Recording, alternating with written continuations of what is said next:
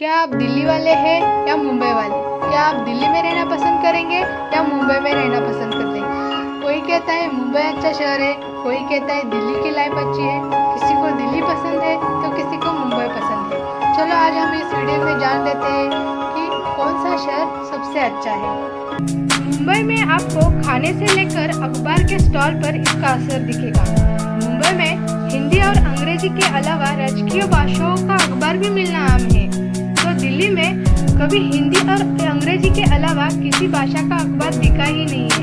कहते हैं कि यहाँ सारे पंजाबी और साउथ इंडियन बसते हैं, लेकिन पंजाबी या दक्षिण भारतीय भाषाओं के अखबार यहाँ है। मुंबई में सबसे फेमस वड़ा पाव और भेलपूरी है, वाकई में बहुत लजीज होती है। साथ ही गुजराती ढोकला भी बहुत प्रसिद्ध है।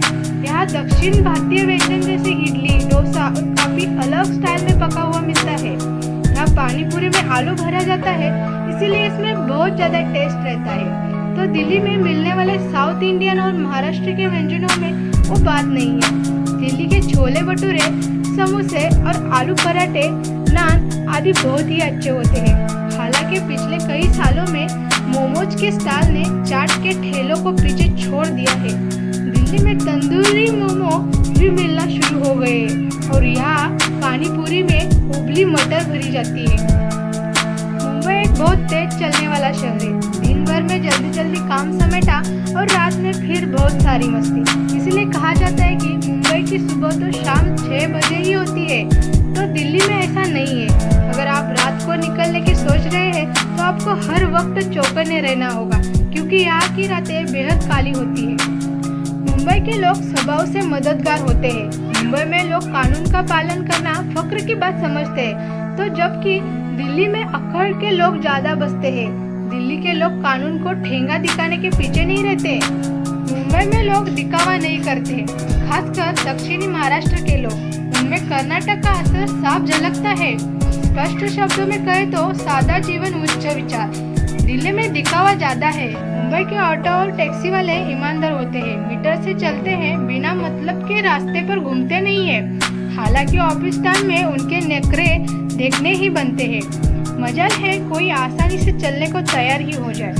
दिल्ली में ऑटो वाले बखूबी जानते हैं कि कब किसी को कैसे बेवकूफ बनाना है। हाँ, पश्चिमी उत्तर प्रदेश, हरियाणा और पंजाब के लोगों के आगे उनकी ज्यादा नहीं चल पाती। मीटर से चलने में नखरे हर रोज दिखाते हैं।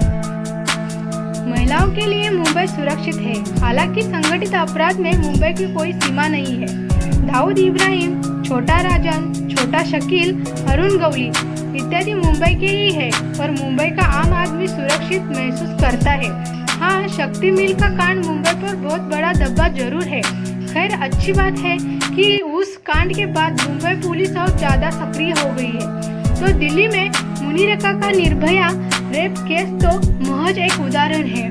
महिलाओं की असुरक्षितता की बात करें तो दिल्ली की गाथा कभी न खत्म होने वाली कहानी है। उस जघन्य कांड के बाद भी यहाँ रेप और छेड़छाड़ की वारदातें रुकी नहीं है। दिन ढलने के बाद महिलाएं सड़क पर निकलने से ही डरती है। मुंबई सांप्रदायिक दंगों के लिए सबसे ज्यादा खबरों में तब आया था जब अयोध्या का कांड हुआ था। उसके बाद से मुंबई में कोई भी बड़ा दंगा नहीं हुआ। छिटपुट हिंसा ही तो दर्ज हुए हैं। दिल्ली में इंदिरा गांधी की हत्या के बाद हुए दंगे राजनीति थे, ऐसा मेरा मानना है। उसके बाद से दंगे तो हुए, लेकिन बहुत बड़े नहीं। त्रिलोकपुरी दंगे सबसे ज्यादा उदाहरण है। मुंबई में हिंदू मुसलमान के बीच में मुझे ज्यादा प्रेम नहीं दिखा। मुसलमान बहुमूल्य इलाकों में हिंदुओं की संख्या बहुत कम दिखी और वे कुछ डरे डरे भी। दिल्ली में गंगा जमुनी तहजीब आराम से देख सकते हैं। चांदनी चौक हो या फिर पुरानी दिल्ली का कोई और इलाका, दोनों के बीच प्रेम कूट कूट कर भरा हुआ है। मुंबई में रहना बहुत महंगा है।